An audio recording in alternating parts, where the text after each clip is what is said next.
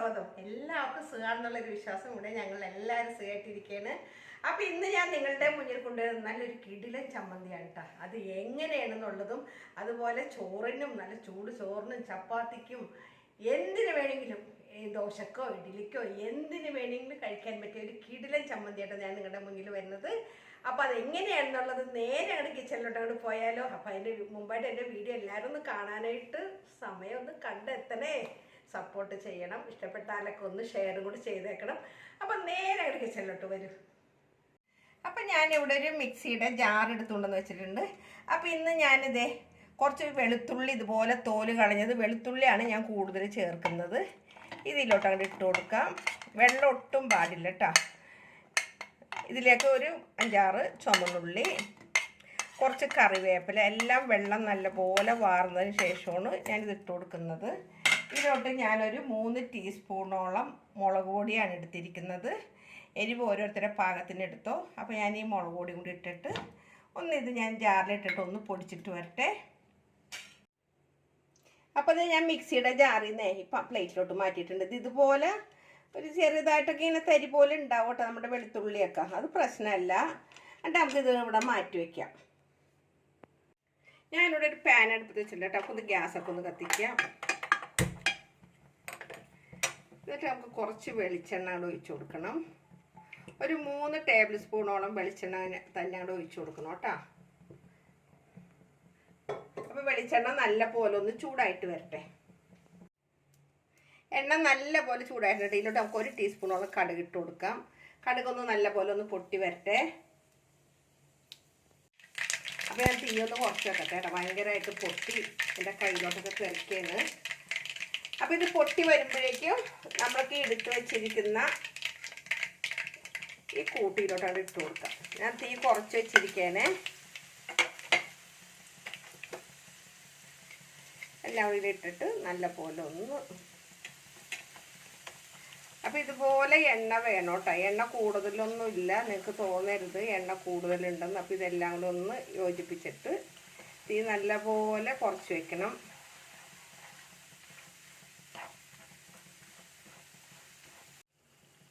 അപ്പോൾ എല്ലാം നല്ല യോജിച്ചിട്ടുണ്ട്. ഇതിലോട്ട് നമുക്ക് കുറച്ച് ഉപ്പൊടി ഇട്ട് കൊടുക്കണം. എന്നിട്ട് വീണ്ടും നമുക്ക് ഇതിലോട്ട് കിടന്നിട്ട് ഇതിൻ്റെ ഒന്ന് ഈ നമ്മളുടെ വെളുത്തുള്ളിയും ചുവന്നുള്ളിയുടെയൊക്കെ ഒന്ന് ചതച്ചതൊക്കെ ഒന്ന് ഇതിൽ കിടന്നിട്ടൊന്ന് നല്ല പോലെ ഒന്ന് മൊരിഞ്ഞ് തന്നെ വരണം.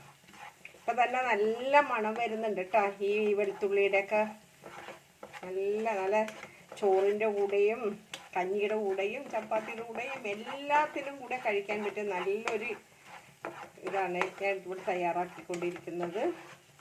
അപ്പോൾ നിങ്ങൾ സ്കിപ്പ് ചെയ്യാതെ വീഡിയോ കംപ്ലീറ്റ് കാണാൻ ശ്രമിക്കണം. അപ്പോൾ ഇതിൻ്റെ ഇടയ്ക്ക് ഞാനിവിടെ കുറച്ച്, അപ്പോൾ ഇത് നല്ലപോലെ ഒന്ന് വാടിയിട്ടുണ്ട്. ഇതിലോട്ട് ഞാൻ കുറച്ച് ചൂടുവെള്ളമാണ് ഒഴിച്ചു കൊടുക്കുന്നത്.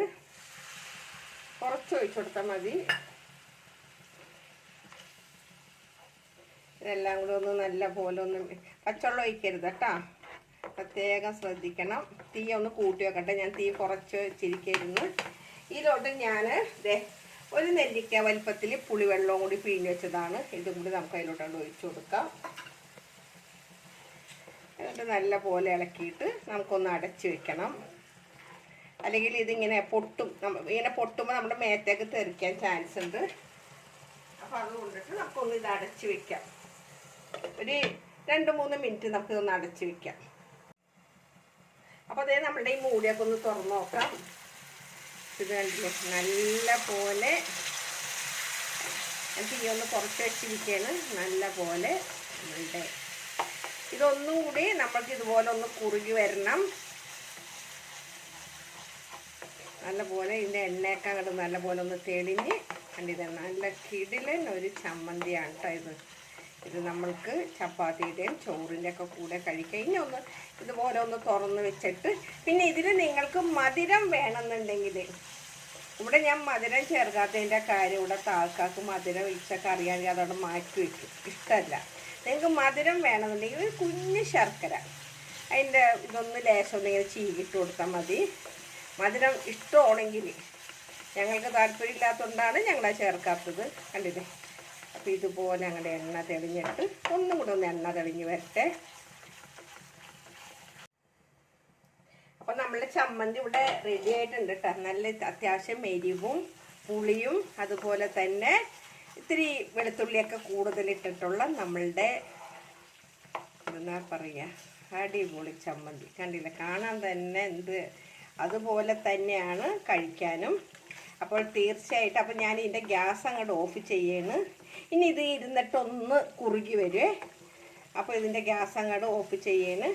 അപ്പോൾ തീർച്ചയായിട്ടും ഇതുപോലെ നിങ്ങളെല്ലാവരും ഒന്ന് ട്രൈ ചെയ്തിട്ട് അഭിപ്രായങ്ങളെല്ലാം കമൻറ്റ് ബോക്സിൽ ഇടാൻ മറക്കരുത്. എന്നും പറയുന്ന പോലെ തന്നെ എൻ്റെ വീഡിയോ എല്ലാവരും ഒന്ന് കാണാം. ഇഷ്ടപ്പെട്ടാലൊക്കെ ഒന്ന് സബ്സ്ക്രൈബ് ചെയ്യാനും ഷെയർ ചെയ്യാനൊന്നും മറക്കരുത്. അപ്പോൾ ഒരിക്കൽ കൂടെ നിങ്ങളോട് എല്ലാവരോടും നന്ദി പറഞ്ഞു നിങ്ങളുടെ സ്വന്തം മാമിന താത്ത. Okay bye, thank you.